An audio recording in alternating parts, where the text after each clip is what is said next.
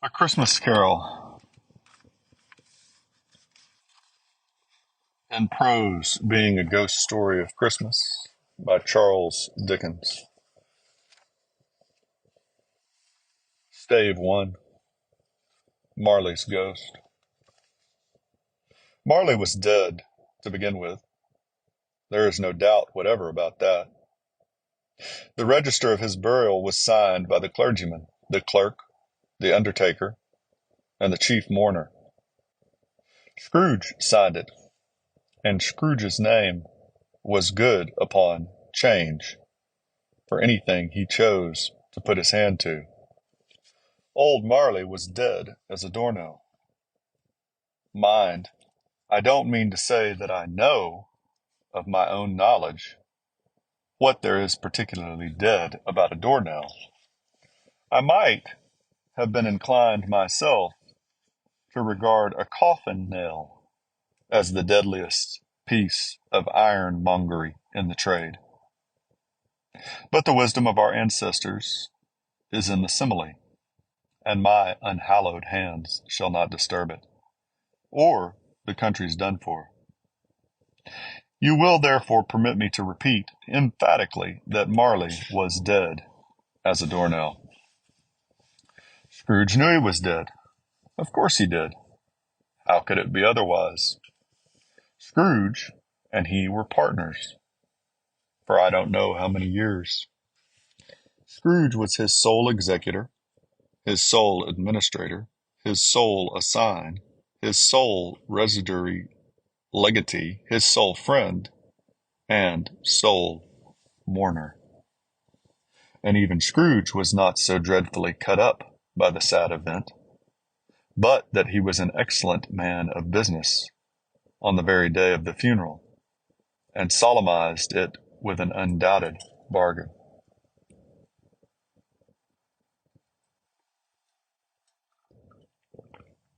The mention of Marley's funeral brings me back to the point I started from. There is no doubt that Marley was dead. This must be distinctly understood, or nothing wonderful can come of the story I am going to relate.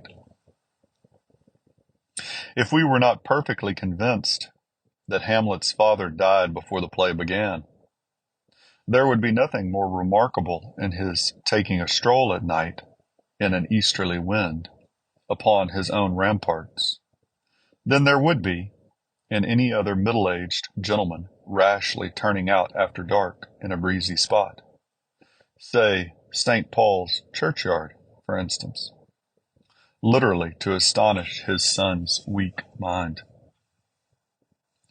Scrooge never painted out old Marley's name. There it stood years afterwards above the warehouse door, Scrooge and Marley. The firm was known as Scrooge and Marley. Sometimes people new to the business called Scrooge, and sometimes Marley, but he answered to both names. It was all the same to him. Oh, but he was a tight-fisted hand at the grindstone, Scrooge. A squeezing, wrenching, grasping, scraping, clutching, covetous old sinner. Hard and sharp as flint, from which no steel had ever struck out generous fire, secret and self-contained, and solitary as an oyster. The cold within him froze his old features, nipped his pointed nose, shriveled his cheek, stiffened his gait, made his eyes red, his thin lips blue, and spoke out shrewdly in his grating voice. A frosty time was on his head, and on his eyebrows, and his wiry chin. He carried his own low temperature always about with him. He iced his office in the dog days, and didn't thaw it 1 degree at Christmas. External heat and cold had little influence on Scrooge. No warmth could warm, no wintry weather chill him. No wind that blew was bitterer than he. No falling snow was more intent upon its purpose. No pelting rain less open to entreaty. Foul weather didn't know where to have him. The heaviest rain and snow and hail and sleet could boast of the advantage over him in only one respect. They often came down handsomely, and Scrooge never did. Nobody ever stopped him in the street to say with gladsome looks, "My dear Scrooge, how are you? When will you come to see me?" No beggars implored him to bestow a trifle. No children asked him what it was o'clock. No man or woman ever once in all his life inquired the way to such and such a place of Scrooge. Even the blind men's dogs appeared to know him, and when they saw him coming on, would tug their owners into doorways and up courts, and then would wag their tails as though they said, "No eye at all is better than an evil eye, dark master." But what did Scrooge care? It was the very thing he liked, to edge his way along the crowded paths of life, warning all human sympathy to keep its distance, was what the knowing ones call nuts to Scrooge.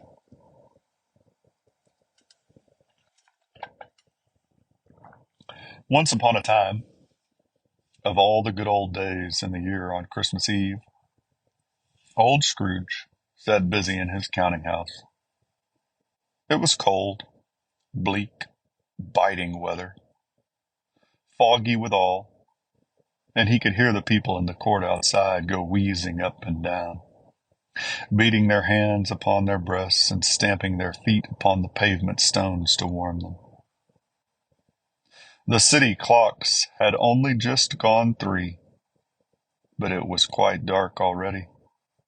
It had not been light all day, and candles were flaring in the windows of the neighboring offices like ruddy smears upon the palpable brown air.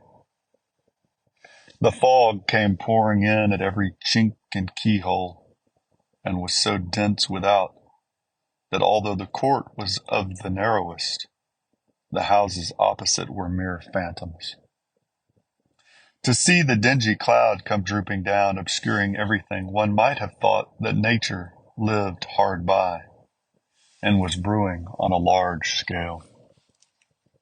The door of Scrooge's counting house was open that he might keep his eye upon his clerk, who in a dismal little cell beyond, a sort of tank, was copying letters.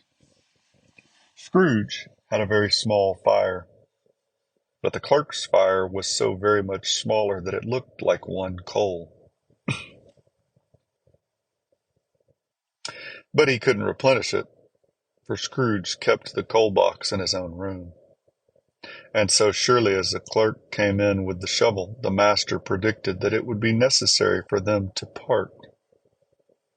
Wherefore the clerk put on his white comforter and tried to warm himself at the candle, in which effort, not being a man of strong imagination, he failed. "A Merry Christmas, Uncle! God save you!" cried a cheerful voice.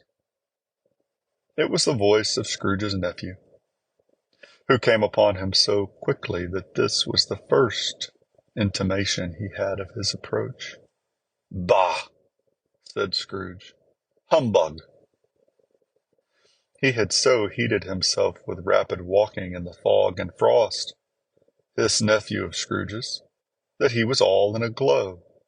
His face was ruddy and handsome, his eyes sparkled, and his breath smoked again. "Christmas! A humbug, Uncle!" said Scrooge's nephew. "You don't mean that, I am sure." "I do," said Scrooge. "Merry Christmas. What right have you to be merry? What right have you to be merry? You're poor enough." "Come, then," returned the nephew gaily. What right have you to be dismal? What right have you to be morose? You're rich enough. Scrooge, having no better answer ready on the spur of the moment, said, "Bah!" again, and followed it up with, "Humbug!" "Don't be cross, uncle," said the nephew. "What else can I be?" returned the uncle, "when I live in such a world of fools as this? Merry Christmas! Out upon Merry Christmas!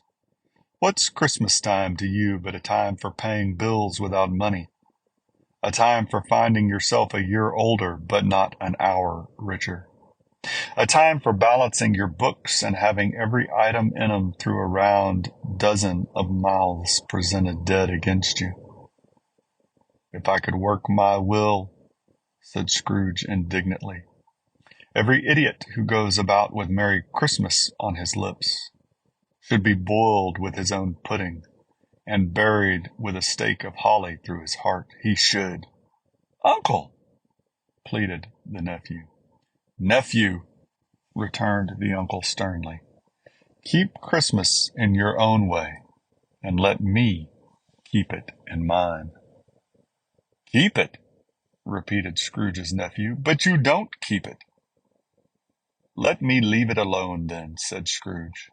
"Much good may it do you. Much good it has ever done you." "There are many things from which I might have derived good, by which I have not profited, I dare say," returned the nephew. "Christmas among the rest. But I am sure I have always thought of Christmas time, when it has come around, apart from the veneration due to its sacred name and origin, if anything belonging to it can be apart from that, as a good time, a kind, forgiving, charitable, pleasant time. The only time I know of in the long calendar of the year when men and women seem by one consent to open their shut-up hearts freely, and to think of people below them as if they really were fellow passengers to the grave, and not another race of creatures bound on other journeys. And therefore, uncle, though it has never put a scrap of gold or silver in my pocket, I believe that it has done me good, and will do me good, and I say, God bless it."